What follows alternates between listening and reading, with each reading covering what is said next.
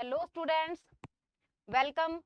और आज अपना जो है वो एक बहुत ही अच्छे टॉपिक के टेस्ट के साथ में शुरुआत करेंगे।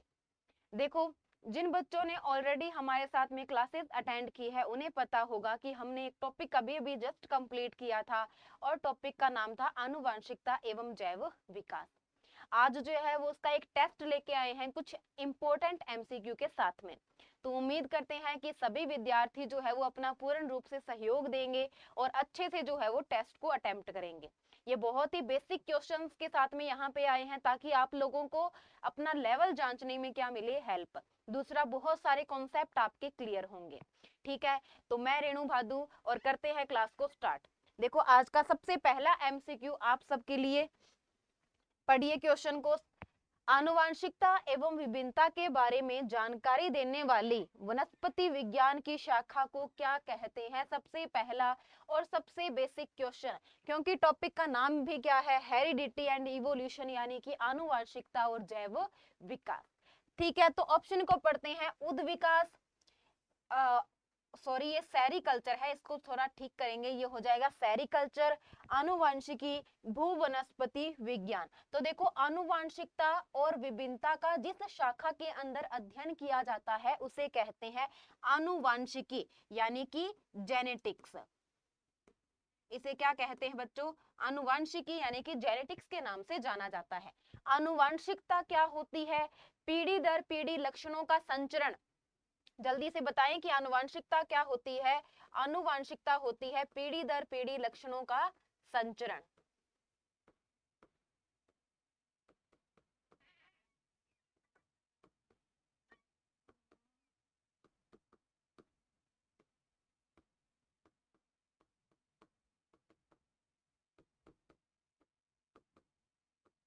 इसे आनुवांशिकता कहते हैं। और आनुवांशिकता और विभिन्नता के बारे में जिस शाखा के अंतर्गत अध्ययन करते हैं उसे कहा जाता है आनुवांशिकी, यानी कि जेनेटिक्स। ठीक है, बढ़ते हैं सेकंड क्वेश्चन की तरफ। अगला क्वेश्चन है, वंशागति के नियमों के अध्ययन को क्या कहते हैं? जल्दी से कीजिए आंसर कि वंशागति के नियमों की अध्ययन को क्या कहते हैं। सेम क्वेश्चन है, बिल्कुल पहले वाला जैसा, लेकिन लैंग्वेज अलग है, क्योंकि एग्जाम के अंदर सबसे इंपॉर्टेंट होती है लैंग्वेज। लैंग्वेज को समझना और उसको समझकर आंसर करना। ठीक है, तो देखिए वंशागति के नियम।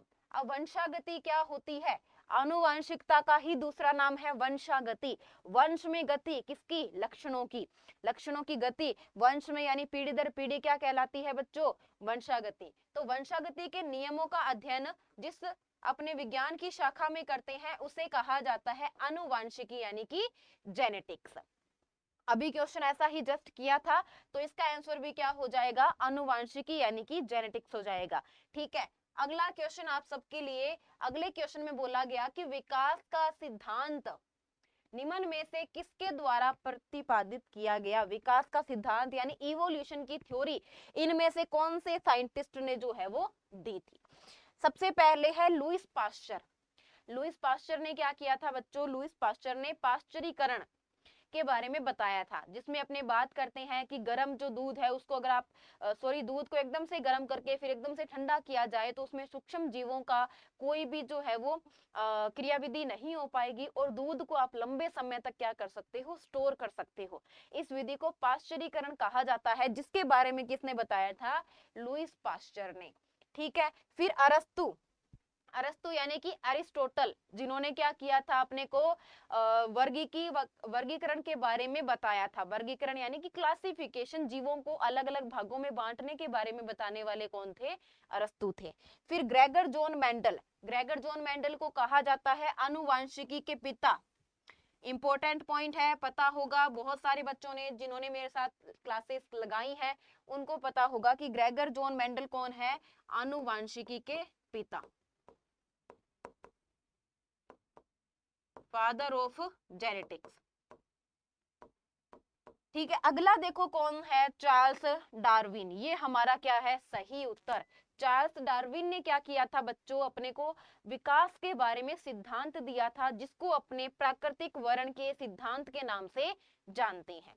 ठीक है, तो बिल्कुल सही उत्तर। आगे बात करते हैं अगले क्वेश्चन के बारे में। और अगला क्वेश्चन है हमारा, आनुवांशिकता के जनक किसे कहा जाता है, यानी कि आनुवांशिकता के पिता कह दो या आनुवांशिकता के जनक कह दो, किसे कहा जाता है? अभी बताया था, मेंडल को। किसे कहा जाता है बच्चों? मेंडल को। ग्रेगर जॉन मेंडल इनका पूरा नाम है। अगला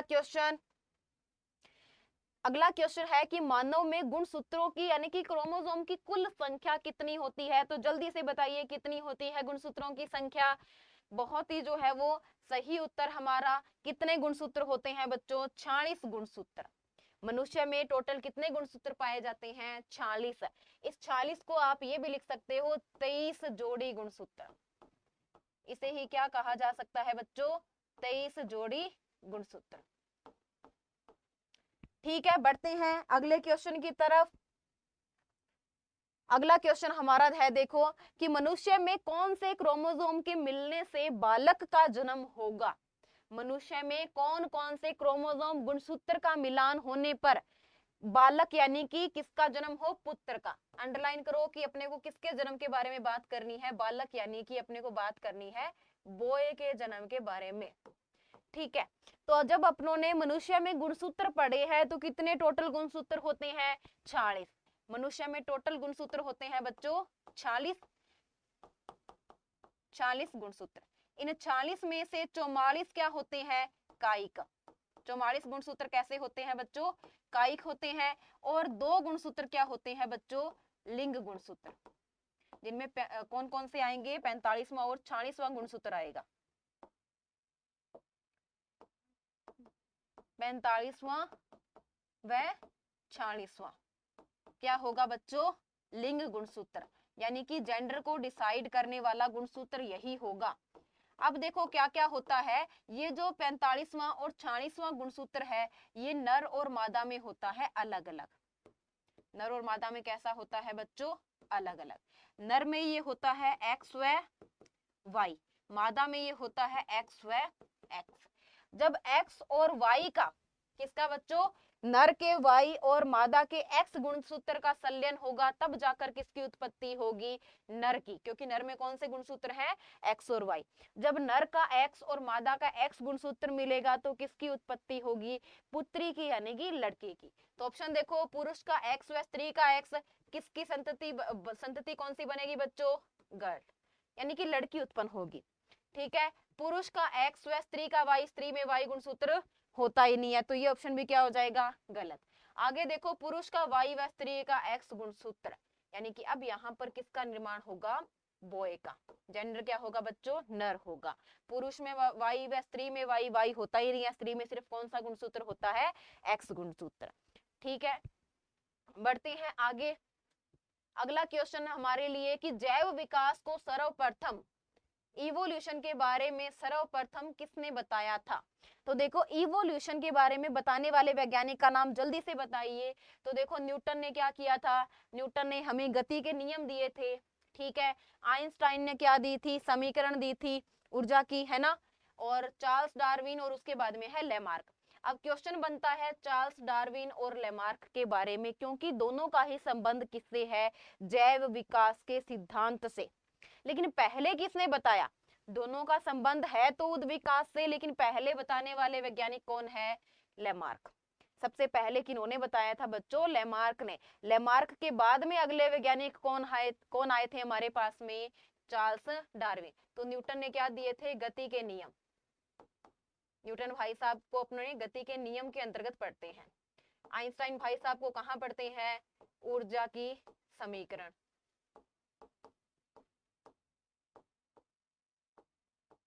समीकरण क्या थी? E बराबर mc²। ये वाली समीकरण इन्होंने दी थी। डार्विन ने क्या दिया था बच्चों? प्राकृतिक वर्ण का सिद्धांत। डार्विन ने क्या दिया था? प्राकृतिक वर्ण का सिद्धांत। ठीक है, लेमार्क ने क्या दिया था? लेमार्कवाद। क्या दिया था बच्चों? लेमार्कवाद, जो सबसे पहली थ्योरी थी जैव विकास के संबंध में। ठीक है, ये क्वेश्चन भी हो गया। आगे देखो, अगला क्वेश्चन, योग्यतम की उत्तरजीविता का प्रतिपादन किसने किया? योग्यतम की उत्तरजीविता, सर्वाइवल ऑफ फिटेस्ट। अब देखो ऑप्शंस क्या क्या है, लेमार्क, डार्विन, ह्यूगो डीब्रीस और पास्चर। योग्यतम की उत्तर जीविता, सर्वाइवल ऑफ फिटेस्ट। तो जल्दी से बताइए कि किसने दिया था सर्वाइवल ऑफ फिटेस्ट के बारे में। हाँ जी, बहुत सही, बहुत सही, बताइए बताइए। हाँ जी, ठीक है, कॉन्सेप्ट क्लियर है। देखिए यहाँ पर बात क्या हो रही है, योग्यतम की ऊपर उत्तर जीविता यानी कि सर्वाइवल ऑफ फिटेस्ट।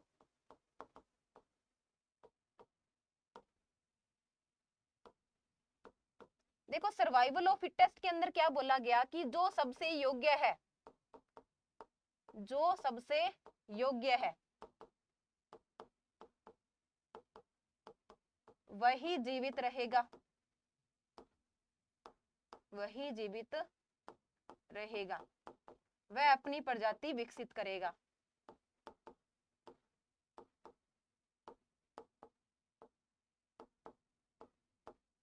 वह अपनी प्रजाति विकसित करेगा। ये किसने, कौन सी थ्योरी बोलती है बच्चों, सर्वाइवल ऑफ फिटेस्ट की यानी कि योग्यतम की उत्तर जीविता की।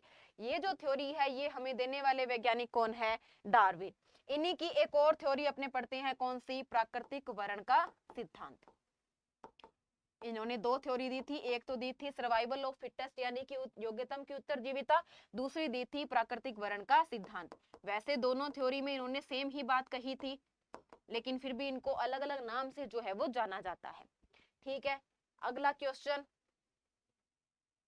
जल्दी से बताइए क्या होगा उत्तर। विकास के उत्परिवर्तन का सिद्धांत, म्यूटेशन की थ्योरी किसने दी थी, जल्दी से बताइए, इंपॉर्टेंट क्वेश्चन, बहुत बार मैं इसको डिस्कस कर चुकी हूँ। हाँ जी, तो बताइए, हेक्सले ने दी थी, डार्विन ने दी थी, लेमार्क ने दी थी या फिर ह्यूगो डिवरीज ने दी थी।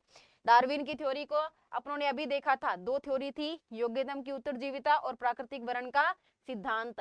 हेक्सले ने कोई भी विकास के संबंध में अपना सिद्धांत नहीं दिया था। लेमार्क ने दी थी बच्चों लेमार्कवाद। ठीक है, ह्यूगो डीवरीज ने किसके बारे में बताया था, उत्परिवर्तन के बारे में, म्यूटेशन के बारे में। ठीक है, अब उत्परिवर्तन होता क्या है, उत्परिवर्तन, तो देखो बच्चों उत्परिवर्तन क्या होता है, आनुवांशिक पदार्थ में परिभाषा होती है कि आनुवांशिक पदार्थ में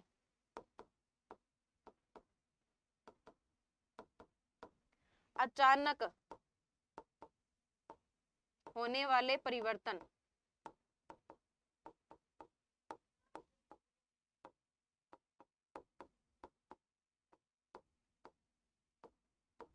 अचानक होने वाले वंशागत परिवर्तन उत्परिवर्तन कहलाते हैं।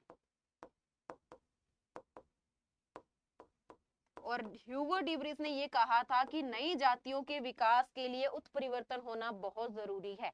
अगर कोई नया लक्षण आया है, नई जाति विकसित हुई है, तो उसके पीछे रीजन क्या है, उत्परिवर्तन है।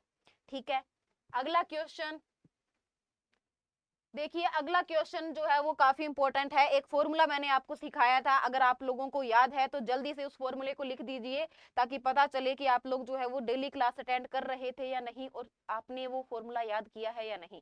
अगर फॉर्मूला याद है तो तुरंत आपका क्वेश्चन बन जाएगा। ठीक है, पूछा क्या है कि कैपिटल टी, स्मॉल टी व कैपिटल आर, स्मॉल आर जनक है, इनसे कितने प्रकार के युग्मक बन सकते हैं। आप सबको याद है फॉर्मूला लिखाया था, युग्मकों की संख्या, युग्मकों की संख्या, और फॉर्मूला क्या था बच्चों, 2n। क्या फॉर्मूला लिखाया था मैंने, 2n लिखाया था। ठीक है, अब देखो होता क्या है कि इसके अंदर हमने क्या किया, अब अपने पास में यहाँ पे n बराबर क्या था, विषम युग्मजीयों की संख्या।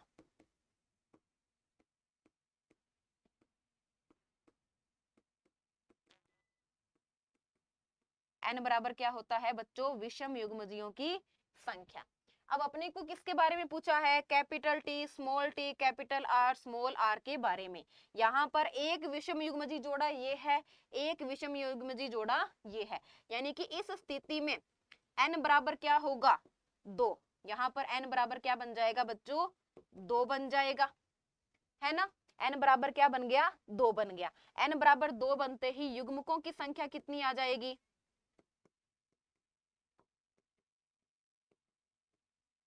यहाँ पर युग्मकों की संख्या बन जाएगी 2 गुणा 2, यानी कि टोटल कितने हो जाएंगे बच्चों, 4। टोटल कितने बन जाएंगे यहाँ पर? 4 बन जाएंगे। तो युग्मक कितने बनेंगे यहाँ पर? 4 बनेंगे। सही उत्तर क्या होगा हमारा? 4 हो जाएगा। ठीक है, अगर आपको फॉर्मूला याद है तो आपका ये क्वेश्चन बड़े ही आसानी से बन जाएगा। आगे देखिए अगला क्वेश्चन।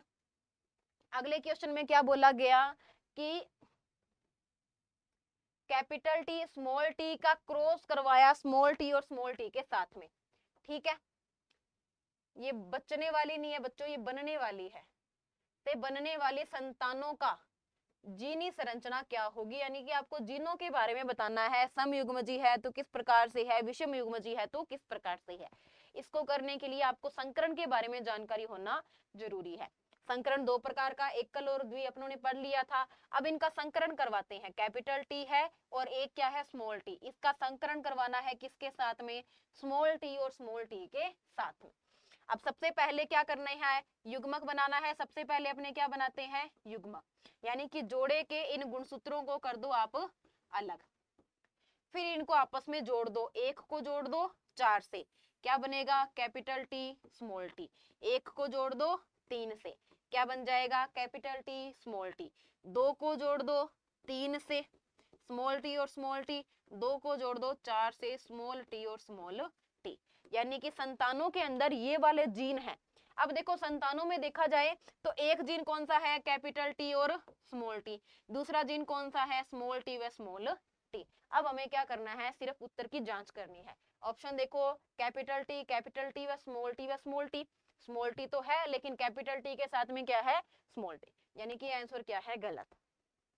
दूसरा ऑप्शन कैपिटल टी व स्मॉल टी, उसके साथ में स्मॉल टी व स्मॉल टी, ये हमारा क्या है बच्चों?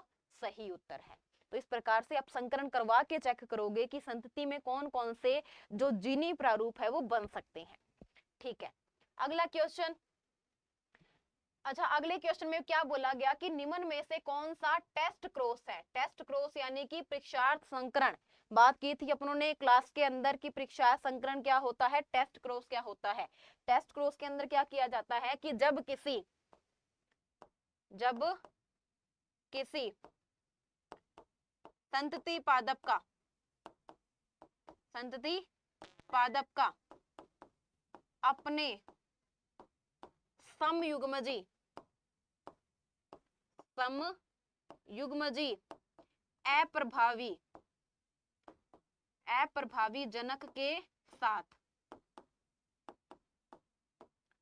अप्रभावी जनक के साथ क्रॉस करवाया जाता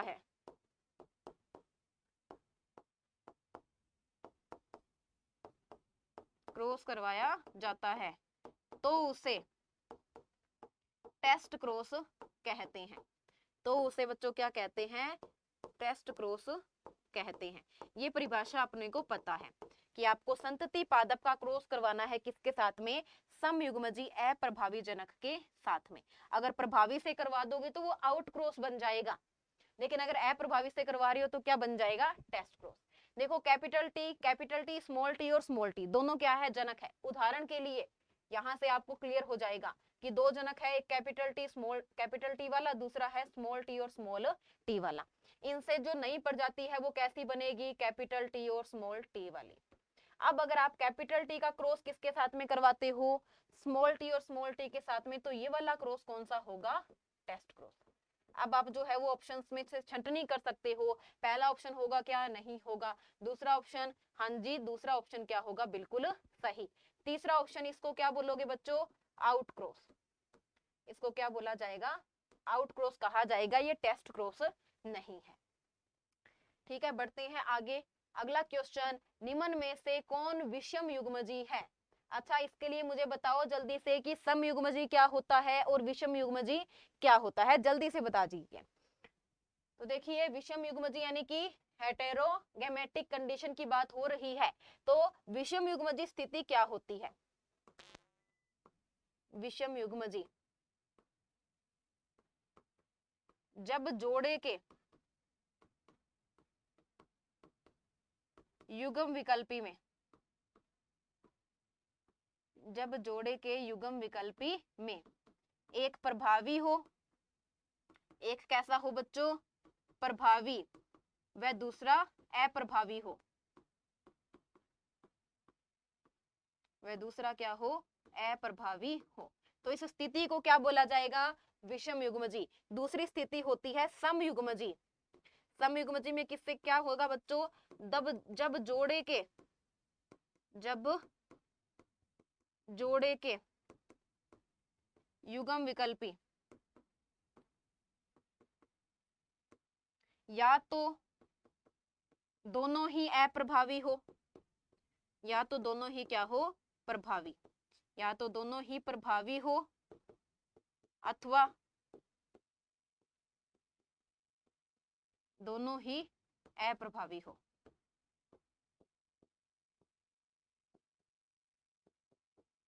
दोनों ही अप्रभावी हो, तो इस स्थिति को क्या बोला जाएगा, समयुग्मजी। तो यहाँ पर छंटनी करते हैं, देखो दो लक्षण है कैपिटल टी के साथ में कैपिटल टी, प्रभावी कैपिटल आर के साथ में कैपिटल आर, दोनों कैसे हैं, प्रभावी लक्षण है। तो ये कौन सी स्थिति है, समयुग्मजी। कैसे स्थिति है बच्चों, ये समयुग्मजी। नीचे चलते हैं, एक लक्षण का दो लक्षण एक साथ दिए गए हैं, ये प्रभावी का है, इसमें दोनों कैसे हैं, अप्रभावी, यानी कि ये स्थिति भी कैसी है, समयुग्मजी की। तीसरी स्थिति कैपिटल टी के साथ में क्या है, कैपिटल टी, तो ये स्थिति भी क्या हो जाएगी, समयुग्मजी।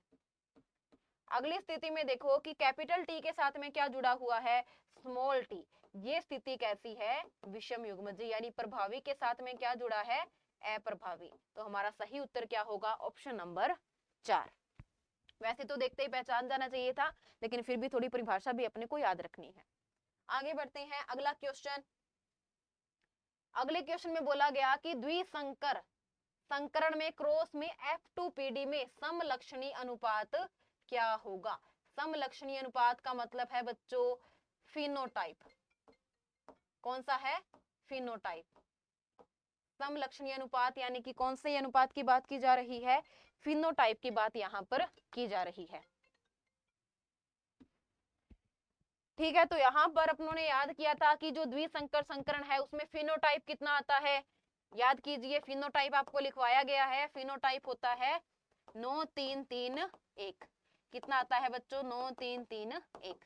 अगर यहीं पर अपने जीनोटाइप की बात करते, यानी कि अपने किसकी बात करते बच्चों, जीन प्रारूप की, तो वो होता है 12 24 12 12 1।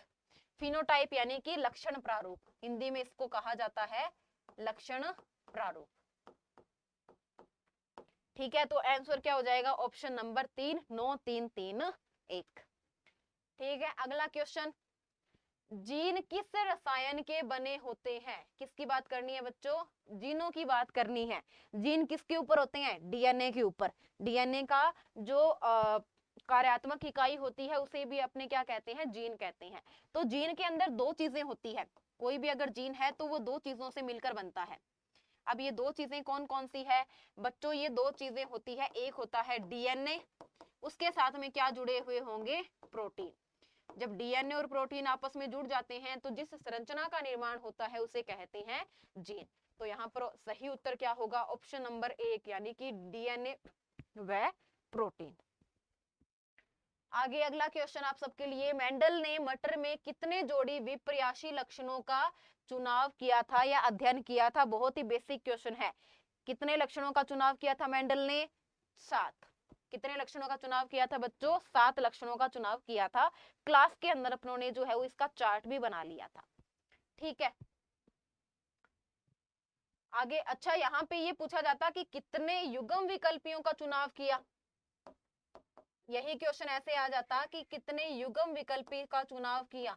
तो युग्म विकल्पी की संख्या क्या हो जाती, 7 गुणा 2 बराबर 14। लक्षण तो 7 थे लेकिन युग्म विकल्पी कितने थे, 14 थे। अगला क्वेश्चन, मेंडल द्वारा प्रतिपादित नियम है। जल्दी से आंसर दीजिए, हाँ जी जल्दी से क्विकली इसका रिप्लाई कीजिए, क्या होगा, कितने मेंडल ने कौन से नियम दिए थे।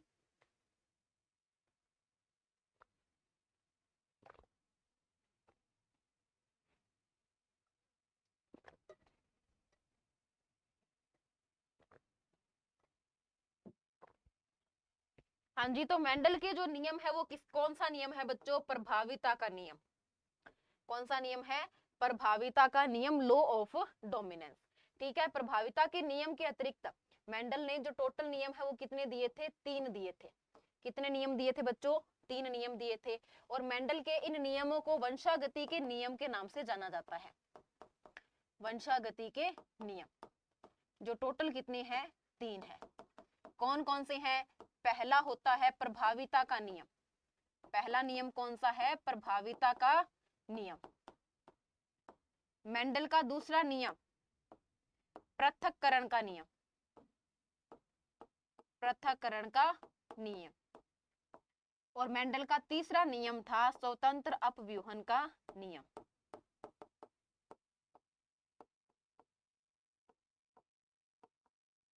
स्वतंत्र अपव्यूहन का नियम। इन 3 नियमों के बारे में मेंडल ने हमें जानकारी दी थी। अगला क्वेश्चन, मेंडल ने अपने प्रयोग किस पौधे पर किए थे, यानी कि उनका एक्सपेरिमेंटल मटेरियल क्या था? क्या था बच्चों उनका एक्सपेरिमेंटल? सेम, चना, मटर, गेहूं। उनका एक्सपेरिमेंटल मटेरियल कौन सा था? मटर। और मटर भी कौन सी? उद्यान मटर।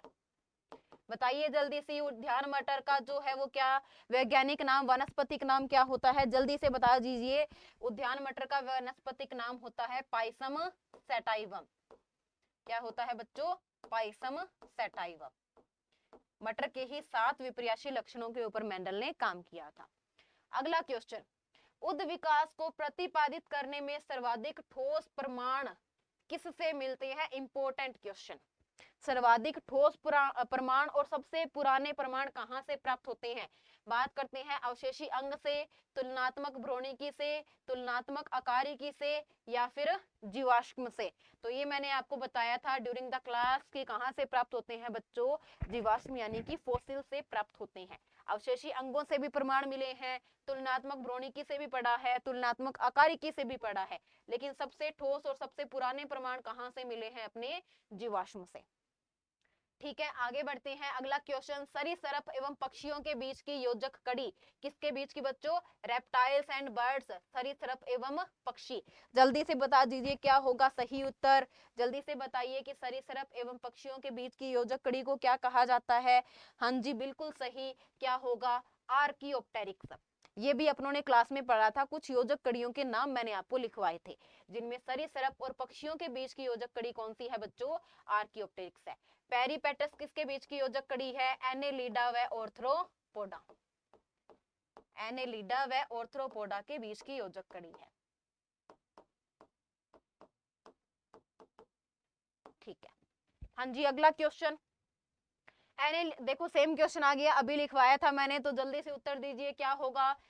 एनेलिडा तथा ऑर्थ्रोपोडा संघ के मध्य की योजक कड़ी क्या है? पहले बच्चों बताओ कि योजक कड़ी क्या होती है? दो संघों को, दो वर्गों को आपस में जोड़ने वाली कड़ी को क्या कहा जाता है? योजक कड़ी। यानी कि जिसमें दोनों वर्ग के, दोनों संघ के क्या हो? लक्षण मौजूद हो। तो एनेलिडा और ऑर्थ्रोपोडा के बीच की योजक कड़ी क्या होती है? पेरिपेटस।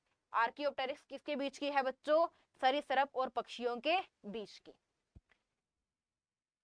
अगला क्वेश्चन, मछली के हृदय में पाए जाते हैं। विकास के दौरान जब अपने हृदय की संरचना को पढ़ते हैं, किसकी संरचना को? ध्यान दीजिएगा, हृदय की संरचना की अगर बात की जाए विकास के आधार पे, तो विकास के आधार पे हृदय की संरचना में सबसे पहले अपने बात करते हैं आलिंद और नील्य की।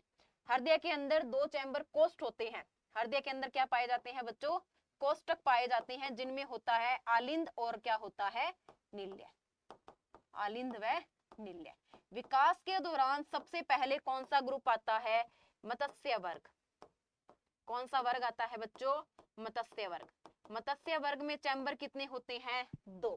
कितने चैम्बर होते हैं बच्चों? 2। एक आलिंद व एक नील्य। याद रखने वाला पॉइंट है, एक आलिंद और एक ही क्या होता है? नील्य होता है। ठीक है, मत्स्य वर्ग के बाद में दूसरा वर्ग आता है उभयचर व सरीसृप का। किसका आता है बच्चों? उभयचर व सरीसृप का। इनके अंदर 3 चैम्बर होते हैं, 3 कोष्ठक होते हैं। कौन कौन से? 2 आलिंद, क्या क्या होते हैं बच्चों? 2 आलिंद और एक नील्य। इनमें से भी सरीसृप का एक अपवाद है। इनमें सरीसृप का क्या है बच्चों? एक अपवाद। अपवाद क्या है? मगरमच्छ। क्या होता है बच्चों? मगरमच्छ। और मगरमच्छ में कितने चैम्बर होते हैं? 4 चैम्बर। सारे सरीसृपों में 3 होते हैं, लेकिन मगरमच्छ में कितने होते हैं? 4। आखिरी ग्रुप बचता है अपने पास में कौन सा? पक्षी व स्तनधारी का। और इनके हृदय में कितने चैम्बर होते हैं? 4 चैम्बर। कौन कौन से? 2 आलिंद होते हैं और 2 ही क्या होते हैं? निल्य। 2 आलिंद व 2 निल्य। तो क्वेश्चन में किसके बारे में पूछा है? मछली के हृदय के बारे में। तो अब छांट कर बताइए क्या क्या होगा? 1 आलिंद 1 निल्य, 2 आलिंद 1 निल्य, 2 आलिंद 2 निल्य, 1 आलिंद व 2 निल्य। सही उत्तर होगा पहला ऑप्शन, 1 आलिंद और 1 निल्य। हाँ जी, अगला क्वेश्चन, घोड़े के विकास की प्रथम अवस्था। कौन सी अवस्था के बारे में बात करना है? प्रथम अवस्था। कल मैंने घोड़े के विकास की अवस्थाएं लिखाई थी, बताइए जल्दी से कौन कौन सी थी घोड़े के विकास की अवस्थाएं?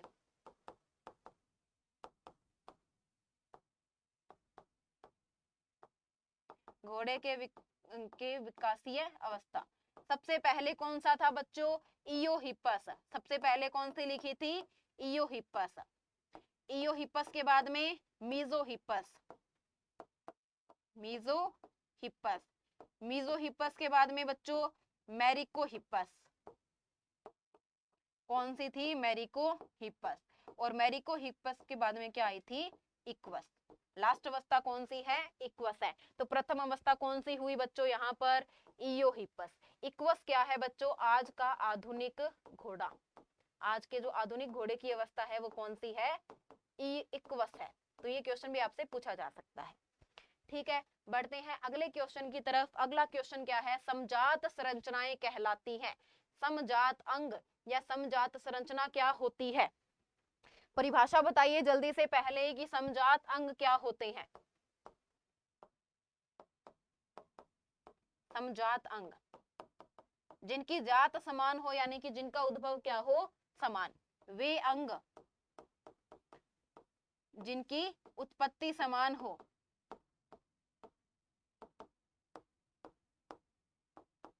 उत्पत्ति समान हो व कार्य भिन्न भिन्न हो।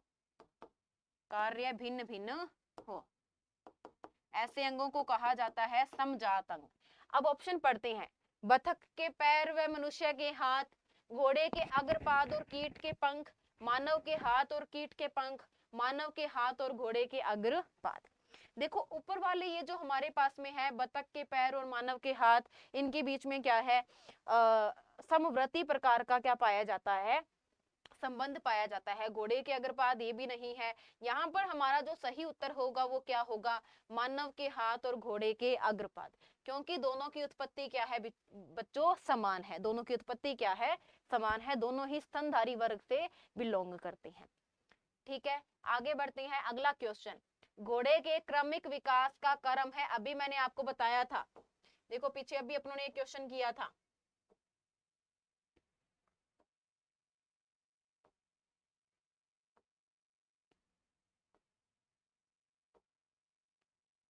हाँ जी, देखिए अभी अपनों ने क्वेश्चन किया था इयोहिपस, मीजोहिपस, मैरिकोचिपस और इक्वस। तो दीजिए इसके बेस पे आंसर क्या होगा? इयोहिपस, मैरिकोहिपस, इक्वस या फिर मीजोहिपस? नहीं, ये नहीं है। फिर इयोहिपस, मीजोहिपस, मैरिकोहिपस और इक्वस, ये क्रम क्या है बच्चों? बिल्कुल सही है। ठीक है, अगला क्वेश्चन, उपार्जित लक्षणों की वंशागति, इनहेरिटेंस ऑफ एक्वायर्ड कैरेक्टर्स की नियम का प्रतिपादन किसने किया? तो इसके नियम का प्रतिपादन करने वाले कौन है? लेमार्क। देखो लेमार्क ने क्या दिया था? लेमार्क ने दिया था लेमार्कवाद। इस लेमार्कवाद में उन्होंने 2 थ्योरी दी थी। कितनी थ्योरी दी थी बच्चों? 2 थ्योरी। पहली थ्योरी क्या थी? अंगों की उपयोगिता व अनुपयोगिता का सिद्धांत। अंगों की उपयोगिता व अनुपयोगिता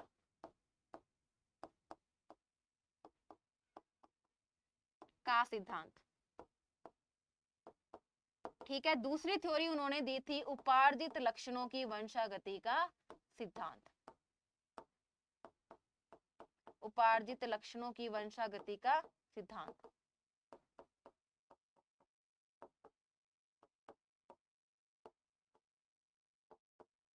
तो ये देने वाले कौन है हमारे पास में? लेमार्क है। उपार्जित लक्षण क्या होते हैं? वे लक्षण जो जीवन के अंदर प्राप्त होते हैं, जो जन्म के समय हमारे अंदर उपस्थित नहीं थे, ऐसे लक्षणों को कहा जाता है उपार्जित लक्षण। ठीक है, आगे बढ़ते हैं। अगला क्वेश्चन आप सबके लिए कि लेमार्क के उपार्जित गुणों की वंशागति का सिद्धांत जिन बिंदुओं पर आधारित है वो क्या है? सबसे पहले कि लेमार्क ने जो उपार्जित लक्षणों के बारे में बताया था वो कौन कौन से पॉइंट से बिलोंग करते हैं, या फिर कौन कौन से कारक ऐसे हैं जो उसे सही साबित कर सकते हैं या जिनका प्रभाव उसके ऊपर पड़ता है। सबसे पहले वातावरण का प्रभाव। देखो, लेमार्क ने अपने को क्या बोला था कि कोई भी जो जीव है वातावरण के परिवर्तन के अनुसार वो अपने अंगों को उपयोग करना शुरू करता है। जितना ज्यादा वो अंगों को उपयोग करेगा उतना ही ज्यादा क्या होंगे, उसमें अंग विकसित हो जाएंगे, और ये विकसित हुए जो अंग है वो अगली पीढ़ी में संचरित होंगे। तो पहला बिंदु वातावरण का प्रभाव पड़ता है। हाँ जी, पड़ता है। फिर आगे क्या बोला कि अंगों की उपयोगिता तथा अनुपयोगिता, ये भी लेमार्क ने कहा था। उपार्जित लक्षणों की वंशागति, ये भी लेमार्क ने कही थी। यानी कि उपयुक्त सारे बिंदुओं के बारे में जो है वो लेमार्क ने हमें बताया था।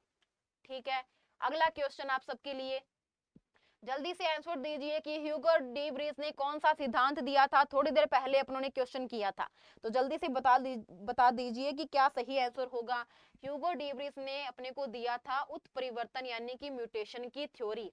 ठीक है, म्यूटेशन की थ्योरी के बारे में, उत्परिवर्तन होता क्या है इसके बारे में थोड़ी देर पहले अपनों ने चर्चा की थी।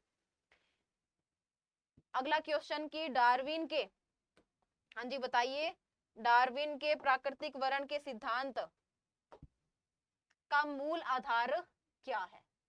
डार्विन के प्राकृतिक वर्ण के सिद्धांत का मूल आधार क्या है? सबसे पहले जीवन संघर्ष, वातावरण का प्रभाव, उपार्जित लक्षणों की वंशागति, जीवों में संतान उत्पत्ति की दर का कम होना। उपार्जित लक्षणों की वंशागति लेमार्क ने दी थी। देखो, डार्विन का जो प्राकृतिक वर्ण का सिद्धांत है ना, वो डिपेंड करता है कंपटीशन के ऊपर। अगर आपको याद हो तो अपनों ने कुछ बिंदु लिखे थे, अति प्रजनन, उसके बाद में संघर्ष यानी कि कंपटीशन, संघर्ष के बाद में क्या था, नए लक्षणों का विकास, नए लक्षणों के विकास से क्या बनती है, विविधता, और विविधता से किसका निर्माण होता है, नई जाति का। तो इसका जो मूल आधार है वो क्या होता है बच्चों, जीवन संघर्ष होता है। क्या होता है, जीवन संघर्ष यानी कि कंपटीशन। जिंदा रहने के लिए जीवों के मध्य संघर्ष होगा। उस संघर्ष के अंदर जो जीव ज्यादा शक्तिशाली होगा वो जीत जाएगा, उसकी जाति बन जाएगी, और जो कमजोर है वो दब जाएगा। हाँ जी, आगे देखिए, डी ब्रीज ने अपने प्रयोगों में कौन सा पौधा काम में लिया? ये इंपॉर्टेंट क्वेश्चन हो गया कि ह्यूगो डी ब्रीज ने उत्परिवर्तन का सिद्धांत समझाने के लिए कौन से पादप के ऊपर एक्सपेरिमेंट किए थे? मटर के ऊपर, इवनिंग प्राइमरोज, जीवाणु, या फिर न्यूमेटोफोर? तो इसका सही उत्तर है बच्चों इवनिंग प्राइमरोज। ये क्वेश्चन बहुत बार पूछा जाता है, ध्यान रखिए। मेंडल ने किसके ऊपर काम किया था? मेंडल ने काम किया था मटर के पादप के ऊपर। ठीक है, और अपने जो डी ब्रीज थे यानी कि ह्यूगो डी ब्रीज थे, उन्होंने किसके ऊपर काम किया था? इवनिंग प्राइमरोज के ऊपर काम किया था। अगला क्वेश्चन, जीन पाए जाते हैं कहां पर, यानी कि जीन उपस्थित कहां पे है? केंद्रक द्रव्य में फैले हुए हैं, गुणसूत्रों पर श्रृंखलाबद्ध है, केंद्रक झिल्ली पर श्रृंखलाबद्ध है, केंद्रक में समूह के रूप में पाए जाते हैं। तो जीन कहाँ होते हैं बच्चों? गुणसूत्र के ऊपर। जीन कहाँ होते हैं? गुणसूत्रों पर होते हैं, श्रृंखला के रूप में, एक के बाद में दूसरा होता है। अगला क्वेश्चन, प्रभावी व अप्रभावी गुण कौन सा है? यह ज्ञात हो जाता है कहां पर? जनक पीढ़ी में, F1 पीढ़ी में, F2 पीढ़ी में, F3 पीढ़ी में। प्रभावी लक्षण कौन सा है, अप्रभावी लक्षण कौन सा है, इसके बारे में कहां पता चलता है बच्चों अपने को? वहां पता चलता है जहां पर एक लक्षण की अभिव्यक्ति हुई है और दूसरा लक्षण क्या रह गया, छिपा हुआ। और ऐसी कौन सी पीढ़ी है? F1 पीढ़ी। F1 पीढ़ी में जो लक्षण दिखेगा वो प्रभावी, जो नहीं दिखेगा वो अप्रभावी। मेंडल के अनुसार गुणों को नियंत्रित करने वाला कारक कौन सा है? यानी कि मेंडल ने जब बताया था कि लक्षणों की वंशागति होती है, उसको नाम दिया था कारक। इस कारक को बाद में नाम दिया गया था जीन, और ये जीन शब्द किसने दिया था? जोहानसन ने। तो कारक कौन सा होता है बच्चों गुणों को नियंत्रित करने वाला? जीन होता है। और जीन शब्द किसने दिया था? जीन शब्द दिया था जोहानसन ने। किसने दिया था बच्चों? जोहानसन ने दिया था। हाँ जी, अगला क्वेश्चन, युग्मकों की शुद्धता का नियम, अच्छा सॉरी, युग्मकों की शुद्धता किस नियम द्वारा समझाई जा सकती है? तो युग्मकों की शुद्धता का नियम, जिसका दूसरा नाम है पृथक्करण का नियम, इस नियम के द्वारा यानी कि पृथक्करण के नियम के द्वारा आप युग्मकों की शुद्धता का पहचान कर सकते हो। इसी का दूसरा नाम है युग्मकों की शुद्धता का नियम। पृथक्करण वाले नियम का नाम क्या है? युग्मकों की शुद्धता का नियम, दूसरा नाम है इसका, क्योंकि इसमें युग्मों की जो शुद्धता है उसके बारे में पता चलता है कि कौन प्रभावी है और कौन अप्रभावी है। अगला क्वेश्चन, किसी जीन के लक्षणों के अकस्मात यानी कि अचानक, अकस्मात का मतलब होता है बच्चों अचानक, एकदम से, सडनली परिवर्तन को क्या कहते हैं? जीन यानी कि आनुवंशिक पदार्थ में अचानक होने वाले परिवर्तन क्या कहलाते हैं? उत्परिवर्तन। और किसने बताया था उत्परिवर्तन के बारे में? ह्यूगो डी व्रीज ने, है ना। तो ठीक है, ये कॉन्सेप्ट आपका हो चुका है क्लियर। आगे चलते हैं, जीन परिवर्तनों की वंशागति नहीं होती है, उनका कारण है। जिन परिवर्तनों की वंशागति नहीं होती है उनका कारण क्या है? वातावरण का प्रभाव, एक्स किरणों का प्रभाव, कॉस्मिक किरणों का प्रभाव, मस्टर्ड गैस का प्रभाव। तो देखिए, जिन परिवर्तनों की वंशागति नहीं होगी उनका कारण क्या है? वातावरण का प्रभाव। अगर एक्स किरणों का प्रभाव है तो जीन में परिवर्तन हो जाएगा जो आगे जा सकती है। कॉस्मिक किरणें भी क्या उत्पन्न करती है? उत्परिवर्तन का कारण है। ये तीनों क्या है बच्चों? उत्परिवर्तन का कारण। और जब भी उत्परिवर्तन होगा तो वंशागति होगी। इनमें वातावरण का जो प्रभाव है वो कभी भी जीनों की वंशागति से संबंधित नहीं होता है। जरूरी नहीं है कि हर बार वातावरण में परिवर्तन हो तो नए लक्षण बने, ये हर समय संभव नहीं है, कुछ एक परिस्थितियों में ही ऐसा होता है। जैसे अभी गर्मी है, तो गर्मी है इसका मतलब ये थोड़ी है कि हमने जो है वो अपने आप को इस प्रकार से बना लिया है कि भाई हमें कभी गर्मी लगे ही नहीं। टेम्परेरी है ये, तो गर्मी 2 महीने बाद में चली जाएगी, वापस हम नॉर्मल हो जाएंगे, है ना। एसी चलाएंगे, एसी में अपने वातावरण को ही परिवर्तित कर लिया, खुद को परिवर्तित करने के बजाय। हाँ जी, अगला question, capital T cross small T F1 PD में जीनोटाइप क्या होगा? तो इसके लिए हमें क्रॉस करवा के देखना पड़ेगा। कैपिटल टी क्रॉस करवाया स्मॉल टी के साथ में, इनके क्या बना दो? युग्मक। कैसे बनेंगे? यहाँ बनेंगे कैपिटल टी, यहाँ बन जाएंगे स्मॉल टी और स्मॉल टी। ये क्या है बच्चों? युग्मक है। इन युग्मकों का क्या होगा? संलयन। एक को किससे जोड़ना है? 4 से, क्या बनेगा? Capital T small T. एक को किससे जोड़ना है? 3 से, क्या बन जाएगा? कैपिटल टी और स्मॉल टी। 2 को जोड़ दो 3 से और 2 को जोड़ दो 4 से। F1 पीडी में कौन सी पीढ़ी है बच्चों? ये F1 पीढ़ी। और ये क्या थे? ये थे जनक। इनकी F1 पीढ़ी में सारे के सारे पादपों में देखो तो जीनोटाइप क्या है बच्चों? बिल्कुल समान है। और कौन सा है? कैपिटल टी और स्मॉल टी, यानी कि यहाँ पर क्या भरा जाएगा? Capital T small T. F2 पीढ़ी पूछी जाती तो आगे और क्रॉस करवाते, फिर चेक करते कि कौन से प्रकार का युग्मक वहां पर बन रहा है। हाँ जी, अगले क्वेश्चन को बताइए कि शुद्ध लाल व शुद्ध सफेद पादपों के मध्य यदि क्रॉस करवाया जाएगा तो F1 पीढ़ी में कौन सा लक्षण प्रारूप बनेगा? शुद्ध लाल का मतलब क्या है? आप लिख सकते हो कैपिटल आर।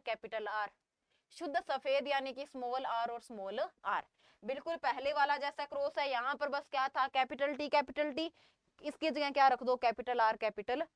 यहाँ पर संकर पादप बना था, कौन सा? कैपिटल टी और स्मॉल टी। इसको आप क्या बोलते हो? संकर कहा जाता है।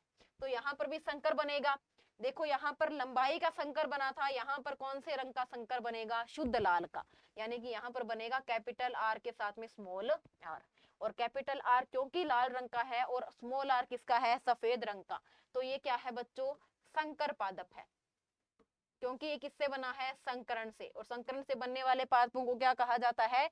संकर पादप। इसका रंग कैसा होगा? लाल रंग। इस पुष्प का रंग कैसा होगा? लाल रंग। तो सही उत्तर क्या होगा? संकर लाल पादप जो है वो F1 पीढ़ी में प्राप्त होंगे।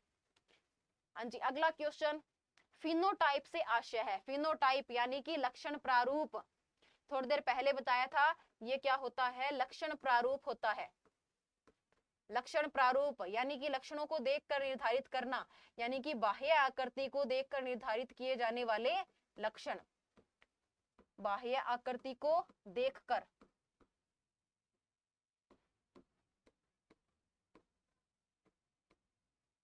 निर्धारित किए गए अनुपात क्या कहलाते हैं बच्चों? लक्षण प्रारूप यानी कि फिनोटाइप। तो देखो इनका आशय क्या है? जन्मजात प्रभाव, नस्ल परिवर्तन, बाह्य आकृति और चारित्रिक स्वरूप। ये क्या होगा? बाह्य आकृति यानी कि फिजिकल अपीयरेंस।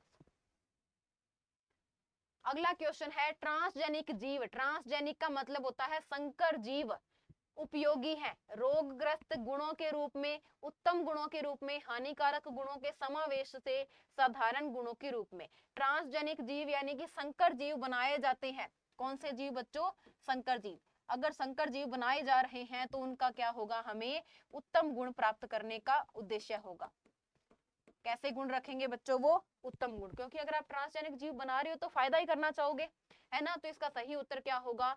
उत्तम गुणों के रूप में। अगला क्वेश्चन प्राकृतिक चुनाव द्वारा जाति उत्पत्ति पुस्तक के लेखक कौन है? यानी कि नेचुरल सिलेक्शन से ओरिजिन ऑफ स्पीसीज। इस बुक का नाम क्या है एक्चुअल में? Origin of species. Origin of species by natural selection.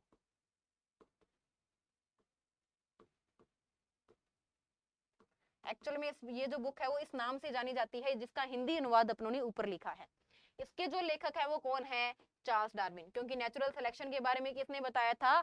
Charles Darwin ने बताया था। सर्प के पाद धीरे धीरे छोटे होकर अंततः लुप्त हो गए, यह उदाहरण प्रस्तुत करता है लेमार्क को। किसको करता है बच्चों? लेमार्क को। क्योंकि लेमार्क ने थ्योरी दी थी किसकी? अंगों की उपयोगिता व अनुपयोगिता की। अंगों की उपयोगिता व अनुपयोगिता। इन्होंने कहा कि जो अंग काम में नहीं लोगे वो धीरे धीरे गायब हो जाएगा, और जिसको जितना ज्यादा काम में लोगे वो उतना ही क्या होगा? शक्तिशाली। तो इनके अनुसार जो सर्प थे उन्होंने पैरों का इस्तेमाल नहीं किया तो वो धीरे धीरे क्या हो गए? गायब हो गए। घोड़े ने सॉरी जो जिराफ था उसने अपनी गर्दन को और आगे वाले पैरों को बहुत ज्यादा काम में लिया तो उनकी क्या बढ़ गई? लंबाई। ये दोनों उदाहरण किसने दिए थे? लेमार्क ने। चमगादड़, टिड्डे एवं कबूतर के पंख। चमगादड़, टिड्डे एवं कबूतर के पंख किस प्रकार के अंग है? ये अंग होते हैं बच्चों कौन से? समवर्ती। कौन से अंग है? समवर्ती अंग है। इसका क्या मतलब है? वे अंग, समवर्ती अंग क्या है? वे अंग जिनकी जिनकी उत्पत्ति भिन्न भिन्न होती है, जिनकी उत्पत्ति भिन्न भिन्न होती है वह कार्य क्या होते हैं? समान। कार्य समान होते हैं। अच्छा देखो तीनों के अंदर पंखों का काम है उड़ने में। तीनों का काम क्या है? उड़ने में है। लेकिन चमगादड़ अलग वर्ग का है, टिड्डा और कबूतर अलग वर्ग के हैं। यानी कि सबकी क्लास क्या है बच्चों? अलग अलग है, वर्ग अलग अलग है। यानी कि उत्पत्ति क्या है? अलग अलग, लेकिन कार्य क्या है? समान है। ठीक है। समजात अंगों के बारे में थोड़ी देर पहले अपनों ने बात की थी। हाँ जी। अगला क्वेश्चन, निम्न में से जंतु संयोजक कड़ी कौन सी है? यानी कि ऐसी कोई कड़ी जो जंतु है और संयोजक कड़ी की तरह पाया जाता है, योजक कड़ी की तरह पाया जाता है। कंगारू योजक कड़ी नहीं है। पेरिपेटस हाँ जी है। लिम्यूलस नहीं, योजक कड़ी नहीं है। ल्यूकोसोलेनिया ये भी योजक कड़ी नहीं है। तो सही उत्तर क्या है? पेरिपेटस। और किसके मध्य की? एनेलिडा व ऑर्थ्रोपोडा के मध्य की। एनेलिडा व ऑर्थ्रोपोडा। थोड़ी देर पहले अपनों ने इसके बारे में बात की थी। अगला क्वेश्चन, आधुनिक जैव विकास का सिद्धांत है। आधुनिक जैव विकास का सिद्धांत क्या है बच्चों? नव डार्विनवाद। डार्विन ने जो डार्विनवाद दिया था उसमें परिवर्तन करके, सुधार करके जो नव डार्विनवाद दिया था वो क्या है? आधुनिक विकास का सिद्धांत है, जिसे आधुनिक विकास के सिद्धांत के नाम से जाना जाता है। हाँ जी। अगला क्वेश्चन आप सबके लिए, जब मटर के लंबे पौधे का संकरण, यानी कि किसका संकरण? लंबे पौधे का संकरण बोने पौधे के साथ करवाया जाता है तो प्रथम पुत्रीय पीढ़ी यानी कि F1 पीढ़ी में पौधे कैसे बनेंगे? तो लंबेपन के लिए क्या लिखा जाएगा? कैपिटल टी और कैपिटल टी। इसका संकरण बोने पौधे यानी स्मॉल टी और स्मॉल टी के साथ में करवाना है। पहले क्या बना लो? युग्मक। युग्मक बनेंगे कैसे? कैपिटल टी, स्मॉल टी और स्मॉल टी, इनको आपस में जोड़ दो। ये क्या है बच्चों? ये है जनक, ये है युग्मक। क्या बनेगा, कैपिटल टी स्मॉल टी। यहाँ पर भी क्या बनेगा, कैपिटल टी स्मॉल टी। ये कैपिटल टी स्मॉल टी और ये भी क्या बन जाएगा, कैपिटल टी और स्मॉल टी। कौन सी पीढ़ी है बच्चों, F1 पीढ़ी यानी कि प्रथम पीढ़ी। पादप कैसा है, लंबा।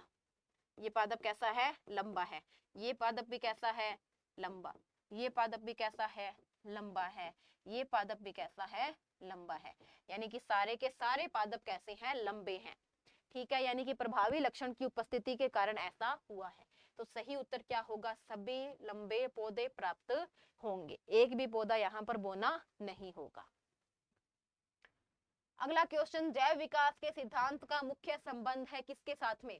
जैव विकास इवोल्यूशन का सिद्धांत मुख्यतः किससे संबंधित है, स्वतः उत्पादन से, वातावरण की स्थिति से, विशिष्ट सृष्टिवाद से, धीरे धीरे होने वाले परिवर्तन से। तो जैव विकास क्या है बच्चों, जैव विकास एक ऐसा प्रोसेस है जो धीरे धीरे चलता है, लंबे समय तक चलेगा, चलता आ रहा है, आगे भी क्या होगा, कंटिन्यूसली चलता रहेगा।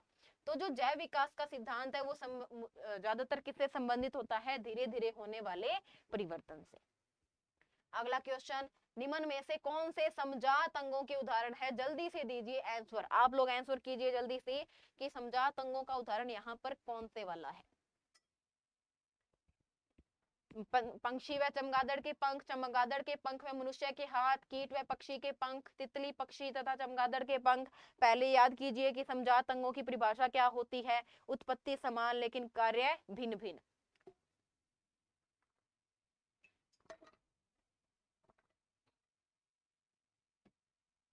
हाँ जी बताइए जल्दी से।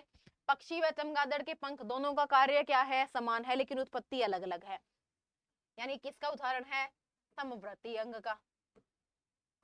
ठीक है, चमगादड़ के पंख व मनुष्य के हाथ, कीट व पक्षी के पंख दोनों के कार्य क्या है, फिर से बच्चों समान है, किसका उदाहरण है, समवर्ती का।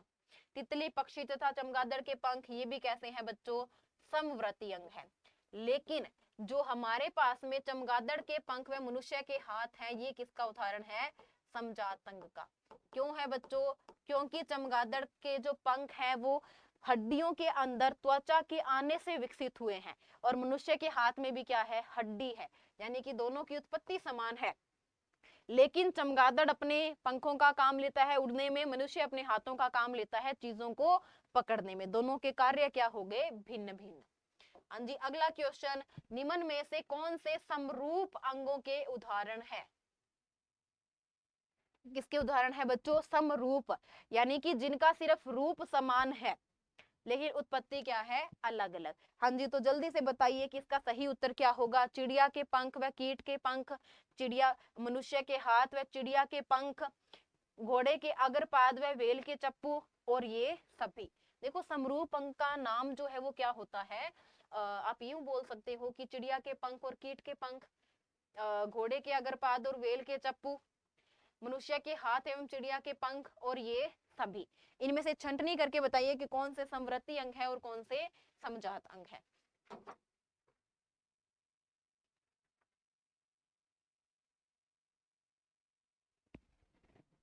हाँ जी, जल्दी से बताइए कि इनके अंदर कौन से समरूप अंगों के उदाहरण है और कौन से समजात अंगों के। बात करते हैं पक्षी, चिड़िया के पंख और कीट के पंख कैसे हैं, समवर्ती है, कार्य क्या है समान, उत्पत्ति क्या है अलग अलग। मनुष्य के हाथ और चिड़िया के पंख ये क्या है बच्चों, समजात है। कैसे अंग है ये, समजात। फिर घोड़े के अग्रपाद और वेल के चप्पू ये भी कैसे हैं, समजात है। समरूप अंग का मतलब होता है समवर्ती अंग, समरूप अंग यानी कि समवर्ती अंग। तो यहाँ पर समवर्ती अंग का उदाहरण कौन सा है, पहला। तो यही क्या होगा हमारा सही उत्तर। अगला क्वेश्चन, मेंडल के एक गुण संकरण में कितने प्रतिशत पौधे बोने थे, एक गुण संकरण में कितने प्रतिशत पौधे क्या थे बच्चों, बोने थे। एक गुण संकरण यानी कि एक लक्षण को आधार बनाकर करवाया गया क्रॉस।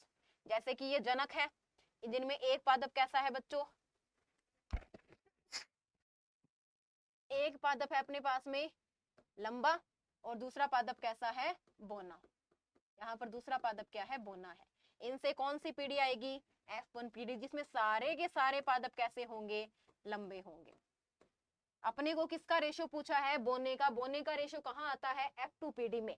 यानी कि अब आप F1PD के पादपों के मध्य क्या करवाओगे, क्रॉस। कैसे होगा, युग्मक निर्माण। कभी भी क्रॉस करवाना हो तो पहले क्या बनाने पड़ेंगे आपको, युग्मक बनाने पड़ेंगे। और युग्मक बनाने के बाद में उनको आप जो है वो लाइन से जोड़ दो।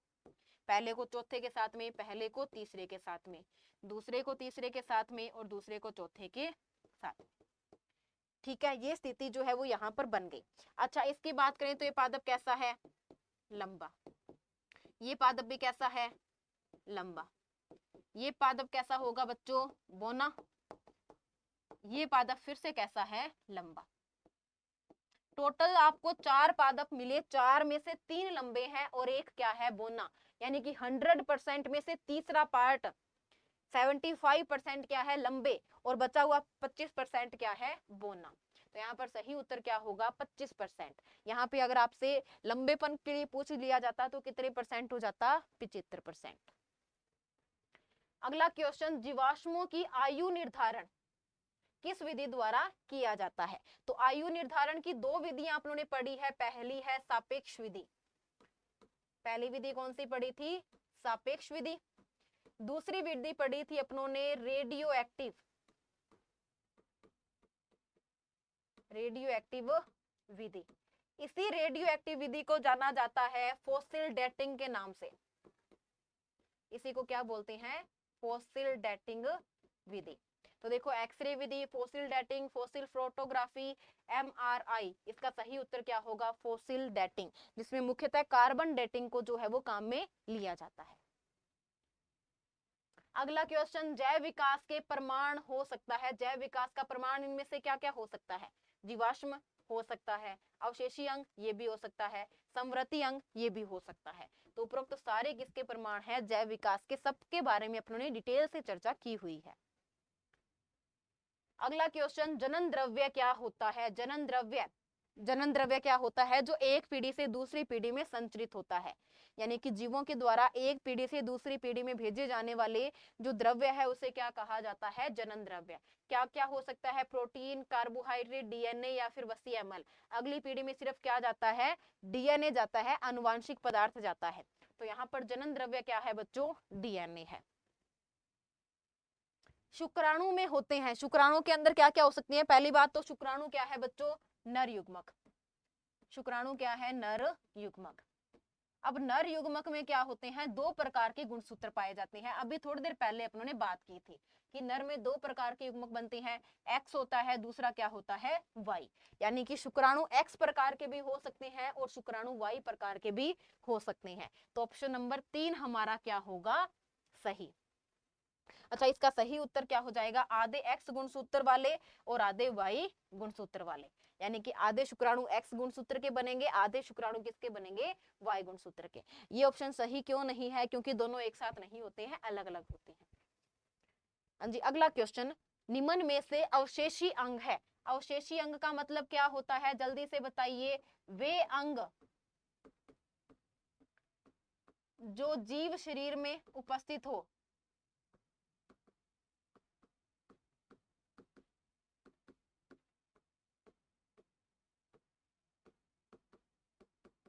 किंतु जिनका कोई कार्य नहीं हो।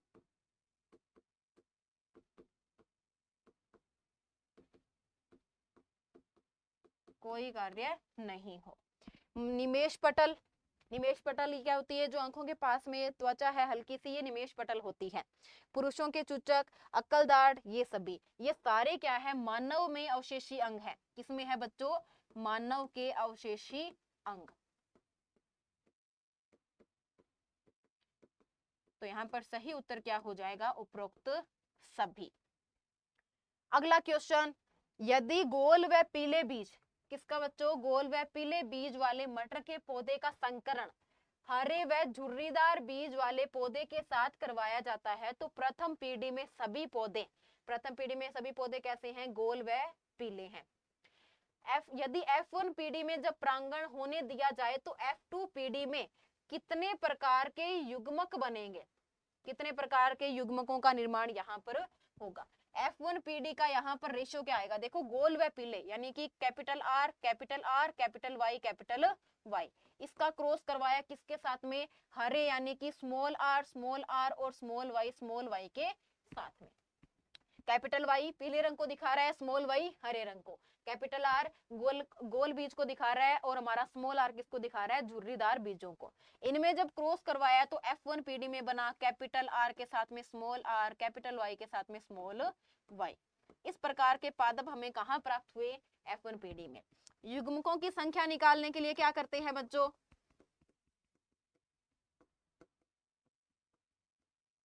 युग्मकों की संख्या निकालने के लिए किया जाता है 2n।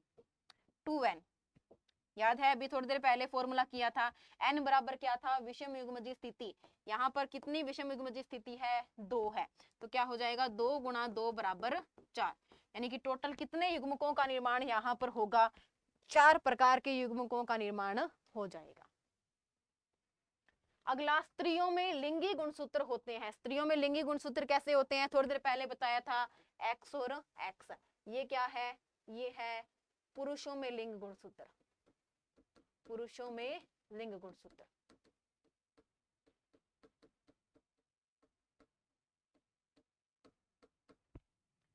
हाँ जी, अगला क्वेश्चन देखिए, निम्न में से असत्य कथन है, कौन सा रॉन्ग स्टेटमेंट है, इसकी पहचान हमने करनी है। स्टेटमेंट देखिए, मानव में लिंग निर्धारण XO विधि द्वारा होता है, नहीं होता। विधि कौन सी है बच्चों, XY विधि। जैव विकास आज भी लगातार हो रहा है, हाँ जी हो रहा है।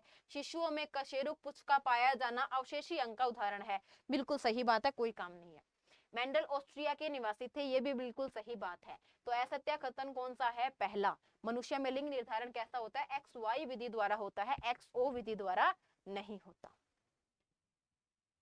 अगला क्वेश्चन, निम्न में से लास्ट क्वेश्चन है, जल्दी से आंसर दीजिए, सही मिलान करना है, सुमेलित करना है।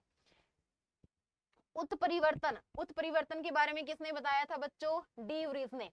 उत्परिवर्तन के बारे में किसने बताया था, ह्यूगो डी व्रीज ने। डार्विन ने क्या दिया था, विकासवाद। मेंडल ने किस पे एक्सपेरिमेंट किया, मटर पे। अवशेषी अंग का उदाहरण क्या है, कर्ण पल्लव की पेशियां। तो देखो पहला ए किससे है, 1 से, ब किससे है, 2 से, स किससे है, 3 से और द किससे है, 4 से। यानी कि पहला ऑप्शन ही हमारा क्या है, बिल्कुल सही है। तो देखो इस जो हमारा टॉपिक था, इसके कुछ एमसीक्यू यहाँ पर अपनों ने डिस्कस किए हैं। क्लास में भी अपनों ने इस टॉपिक को बड़े ही डिटेल से किया था। कोई भी वैकेंसी हो, जब यहाँ से क्वेश्चन बनते हैं तो क्वेश्चन जो है वो इसी टाइप से बनते हैं। निम्न में से कौन सा कथन सत्य है, कौन सा कथन असत्य है। फिर आपको मेंडल के बारे में, डार्विन के बारे में विशेष रूप से जानकारी होनी चाहिए कि उनका क्या एक्सपेरिमेंट था, क्या थ्योरी थी। बहुत ही ज्यादा अच्छे और प्रीवियस ईयर में पूछे गए एमसीक्यूज के साथ में सिंपल लेवल के अंदर आज अपनों ने डिस्कस किया है। अगर आप सबका इसी तरह से सपोर्ट बना रहा तो ऐसे ही कुछ और एमसीक्यू जो है वो हम आपके लिए लेके आएंगे, लेकिन आप लोग जो है वो अपना सहयोग बनाए रखें। सभी को ऑल दी बेस्ट। हर एक एग्जाम के लिए अच्छे से तैयारी कीजिए, मेहनत कीजिए। और इसी के साथ में आज की क्लास को करते हैं समाप्त। मैं रेणु भादु, मिलते हैं अगली क्लास के अंदर। धन्यवाद।